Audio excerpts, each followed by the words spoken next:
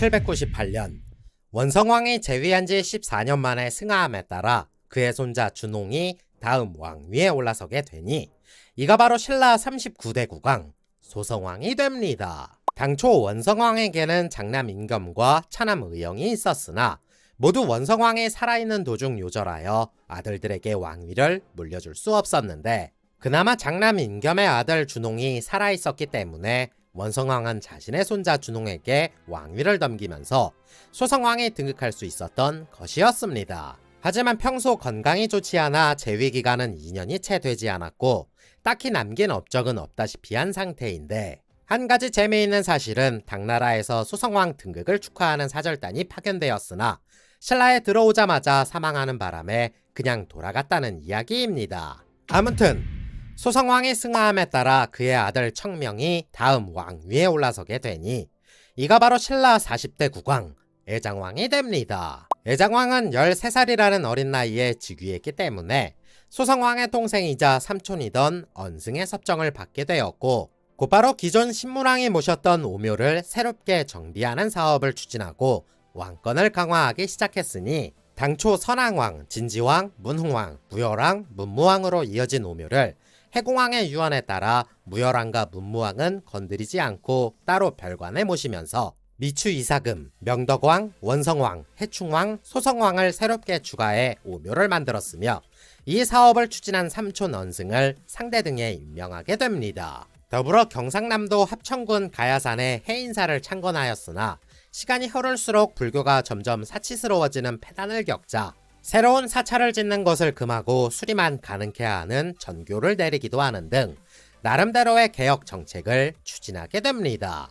여기에 진골 귀족들을 견제하고 상대등 언승과 그 무리들의 힘이 지나치게 커지는 것을 막기 위해 지난번 원성왕 대신 왕위에 오르기로 되어 있던 주원의 아들 헌창을 불러 시중에 임명함으로써 언승을 견제하기 위한 도구로 삼았습니다. 그러나 삼촌 언승을 비롯해 귀족들의 세력을 또다시 지나치게 억압하려고 했던 것이 문제였는지 결국 일이 터지고 말았는데 언승은 자신의 동생 재홍과 함께 반란을 일으켜 애장왕과 조카 채명까지 시해하며 스스로 왕위에 오르고자 했으니 이가 바로 신라 41대 국왕 헌덕왕이 됩니다. 그리고 당나라에는 애장왕이 병사함에 따라 어쩔 수 없이 왕위를 잇게 되었다고 거짓으로 알렸고 이와 동시에 자신을 견제하기 위해 시중에 임명되었던 헌창을 지방 도독으로 좌천, 권력을 더욱 공고히 하고자 하였습니다. 그러나 아버지 주원이 왕이 되지 못하고 밀려난 것은 이미 지난 일이니 그럴 수 있다고 치더라도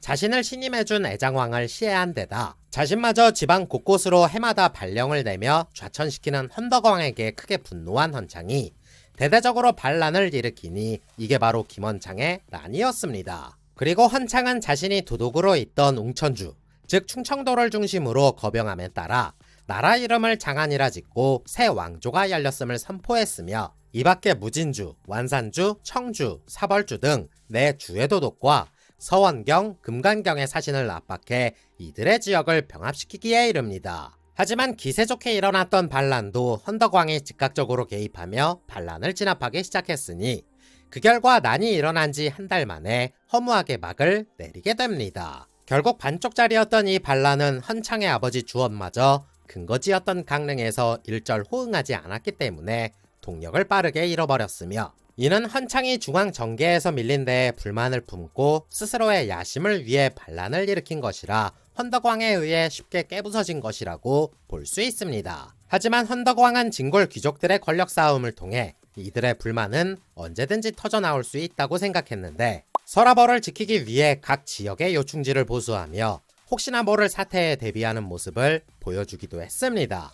결국 헌덕왕도 재위 18년 만인 826년 승하함에 따라 그의 동생 수종이 다음 왕위에 올라서게 되니 이가 바로 신라 42대 국왕 흥덕왕이 됩니다. 헌덕왕은 비록 자신이 쿠데타를 일으켜 왕이 되었으나 말년에는 해동성국 발해의 침략에 대비하기 위해 북방에 폐강 장성을 쌓기도 하였고 과거 고구려의 영토였던 북방 지역을 대대적으로 보수하고 개발하면서 황해도 북부와 평안도 남부 일대가 크게 발전하였으나 명분 없는 쿠데타를 통해 왕이 된 케이스였기 때문에 왕으로서 좋은 평가를 내리기에는 다소 부족한 면이 있는 왕이라고 볼 수 있습니다.